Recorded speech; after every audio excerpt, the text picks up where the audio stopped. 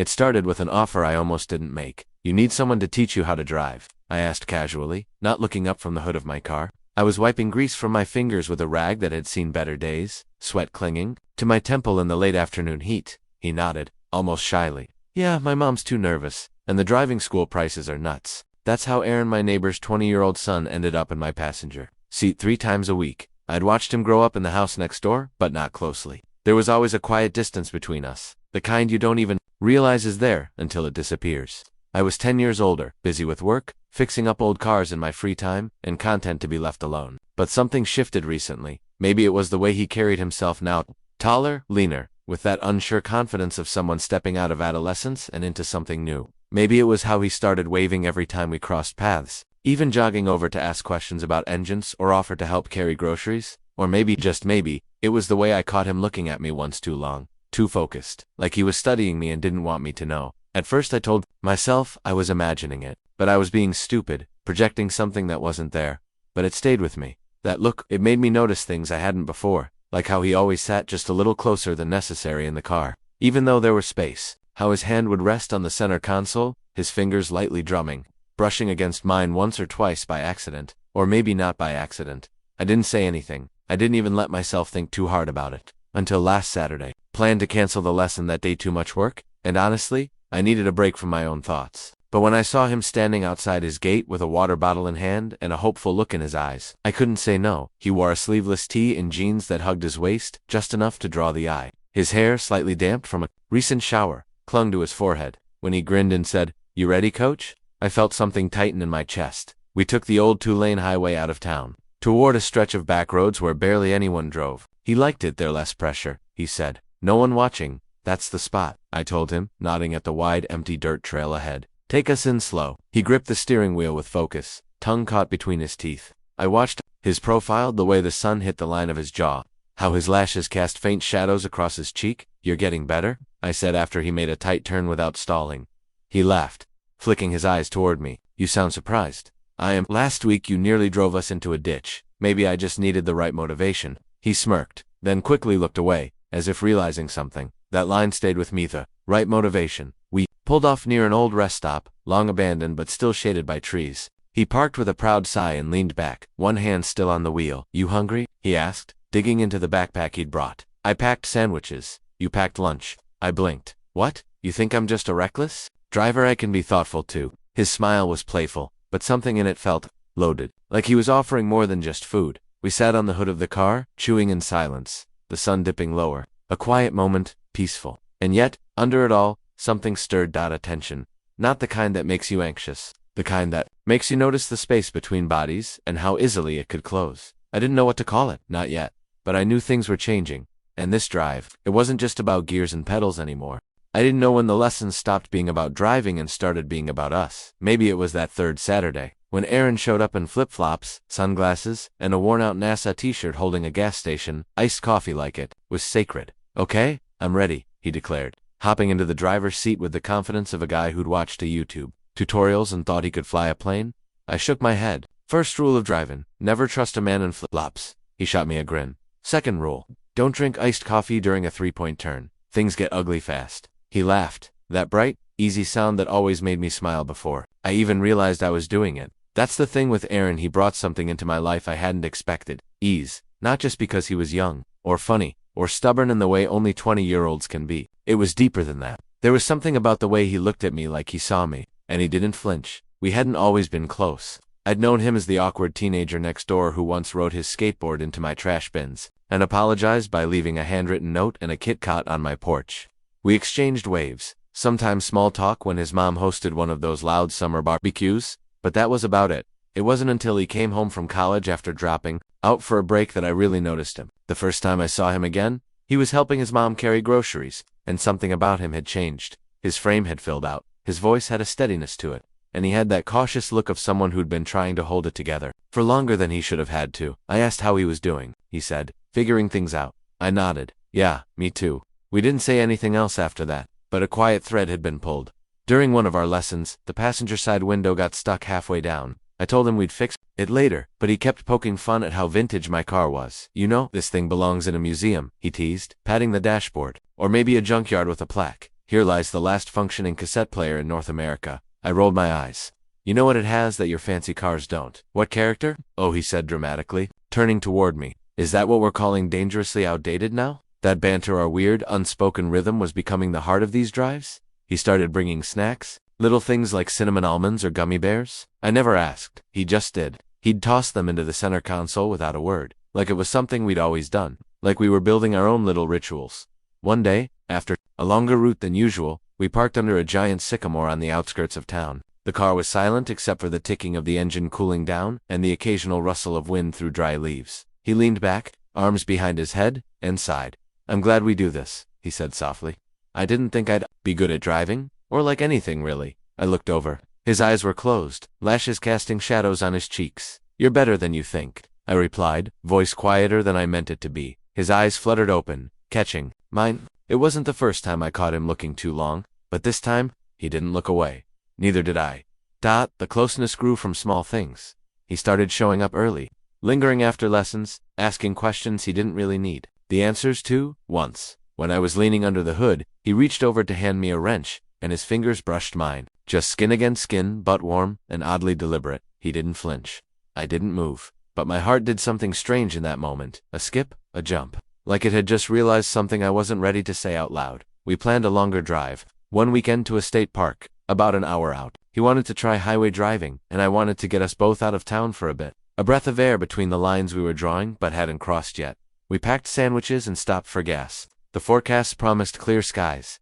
10 minutes. Before we reached the park, the engine light flicked on and the car started coughing. You've got to be kidding me, I muttered, pulling off onto a gravel turnout. Aaron raised an eyebrow. Well, Mr. Vintage, looks like your lady's having a bad day. I popped the hood, already dreading the diagnosis. Radiator hose cracked. Do we panic now or later? Let's give it 20 minutes. We ended up walking a stretch of the trail while we waited for my roadside fix to cool. The air was dry, the trail lined with pine trees and the faint hum of insects. We didn't talk much, just walked. His hand swung close to mine at times, just inches away. I wondered if he noticed. I hoped he noticed, because I couldn't stop noticing him, the way his hair caught the sunlight, the curve of his smile when he found a weird-shaped rock and held it up like it was treasure, the silence between us that felt not empty, but waiting. On the way back, once I'd patched the hose with tape in desperation, we drove in silence for a while. The windows were down, the smell of pine still on our clothes. I liked today, he said after a while. His voice was low, thoughtful, even with the breakdown. Yeah, I replied. So did I. I meant it. Even the breakdown had felt like something beautiful, because it forced us to slow down, to walk, to notice, to wonder, and for the first time, I started to think maybe he felt it too. The day it happened started off like any other lesson. Clear sky, low hum of cicadas.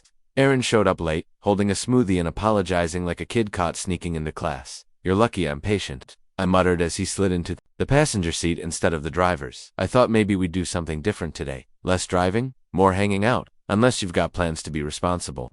His smile made it impossible to say no. So we took my truck out toward the quarry, a wide-open stretch of land where wildflowers still bloomed even in the heat. I'd gone there alone a few times, back when I needed space to think, or not think at all.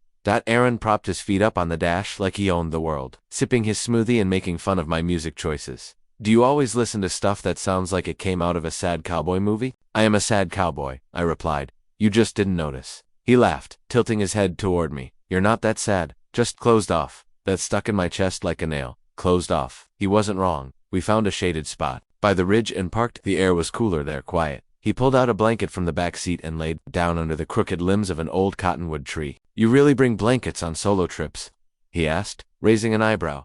I bring tools, snacks, water, and yeah, sometimes a blanket. You never know where the day leads. You plan everything, huh? I didn't answer. He was right again. We sat side by side, leaning back on our elbows, watching birds wheel above the cliffs. His arm brushed mine a few times, light accidental, maybe, but he didn't move it away. Neither did I. The silence between us was thick, not awkward, just charged, like everything we weren't saying hovered between us. Invisible, but undeniable. I could feel it in the air, the way he stretched out, shirt riding up just a little, exposing a sliver of skin. The way his eyes lingered when he looked over at me, just a second too long. The way my breath caught when his thigh pressed into mine, and he didn't shift, but I kept still. I was afraid if I moved, I'd break the spell or worse.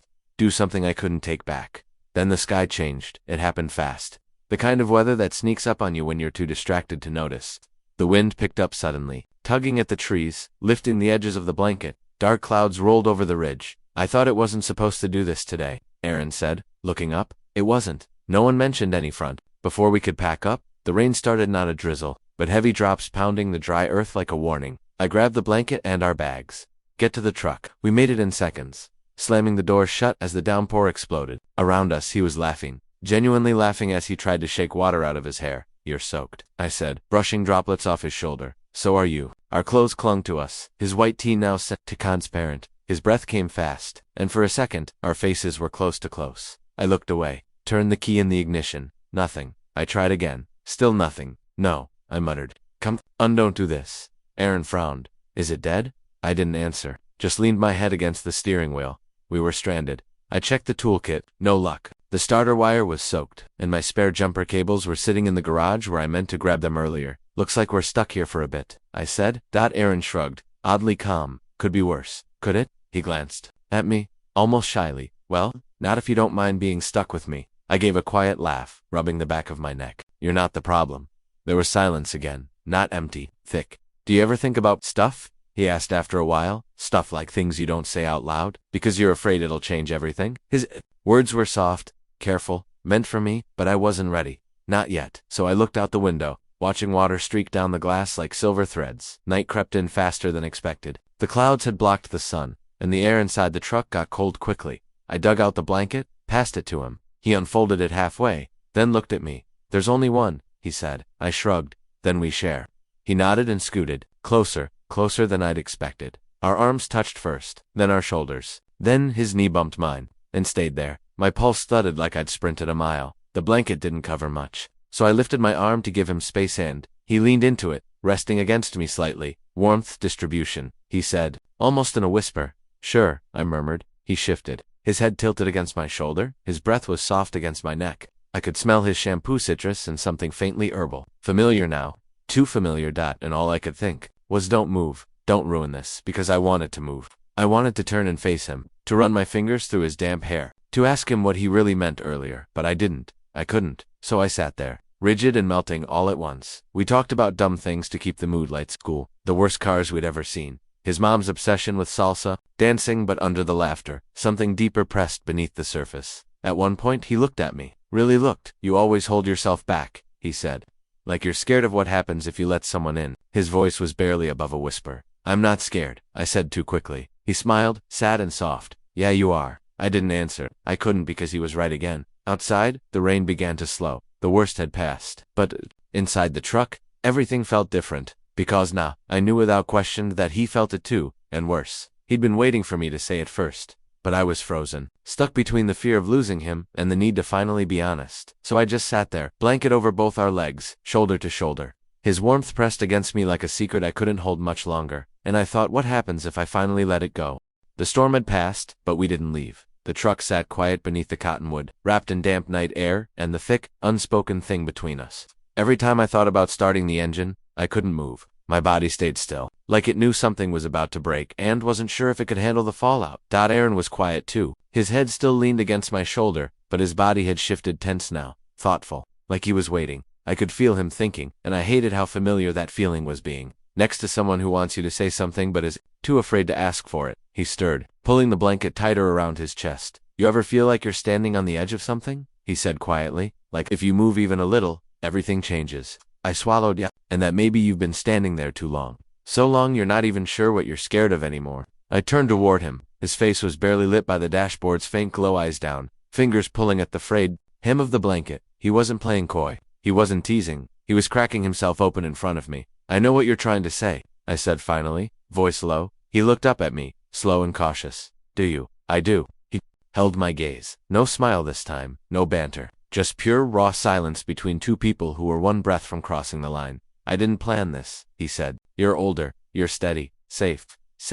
I gave a faint, tired chuckle. You are. You don't look at people like you're waiting for them to break you. You just, exist. And that feels like something I want to be around. I didn't know what to do with those words. They landed too heavy, too honest. I shifted slightly, forcing myself to look back at him fully. Aaron, I didn't plan this either. I didn't even let myself think about you like that. But then, you kept showing up, and laughing, and looking at me like you weren't scared. I am scared, he said. I've just been pretending not to be. That made something ache in my chest. He looked so calm most of the time, but in that moment, he looked younger. Not an age, just in the kind of emotional nakedness that comes from saying too much and not knowing what comes next. He exhaled hard and turned toward the windshield.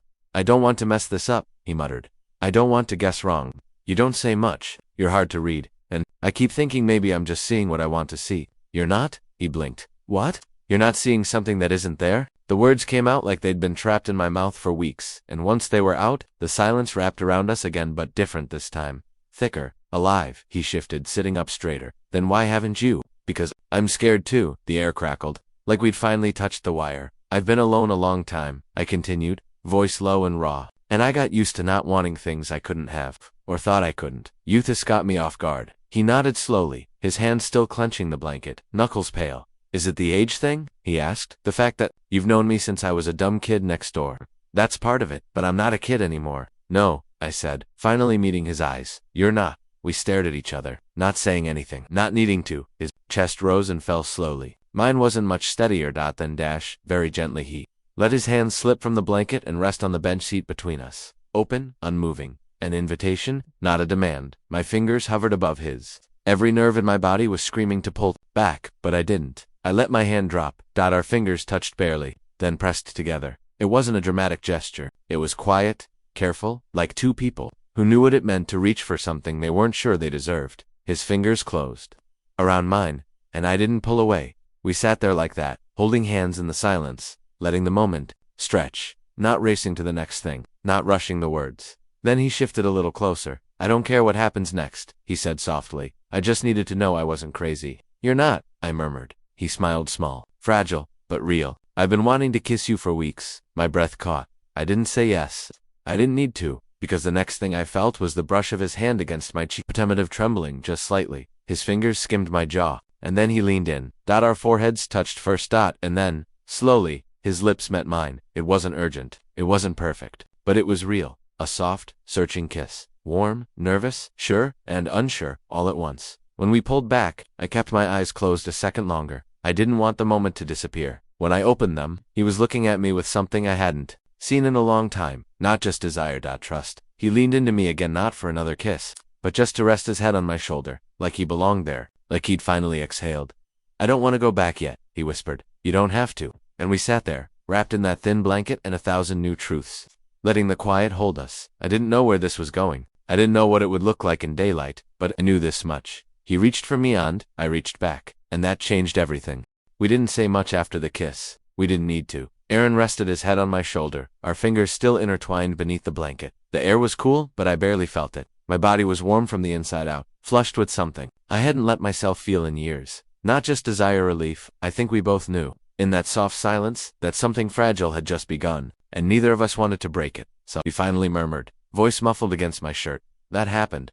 I smiled. It did. Are you going to pretend it didn't tomorrow? No, I said, running my thumb gently along the back of his hand. I won't pretend. He leaned back just enough to look up at me. Okay, good. I was ready to fight you if you tried. You'd lose. PFFT, you're old. I'd win on stamina alone. I chuckled, shaking my head. You really know how to ruin a moment, don't you? Comes naturally, he said, with a grin, then added more softly, but really, you're not regretting this. I looked at him fully, letting the weight of the question settle. No, I'm not. Even with everything. He didn't say the words, but I knew what he meant. The age gap. The fact that we'd known each other for so long. The fact that I'd spent years walling myself off, and now I'd finally let someone in. Even with all that, I've spent a lot of time being afraid of wanting things, I said. But this you. I don't want to be afraid of that. His expression shifted, something softer, gentler, a quiet kind of joy. He reached up and brushed his fingers through my hair. You're not the only one who's been scared. I nodded. Yeah, but I think we just proved we're braver than we thought. We ended up staying in the truck long after the clouds cleared. At one point, I turned on the interior light and passed him a hoodie from behind the seat. He slipped it on, then curled into me like it was the most natural thing in the world. Our legs tangled a little. Our knees bumped. Neither of us moved away.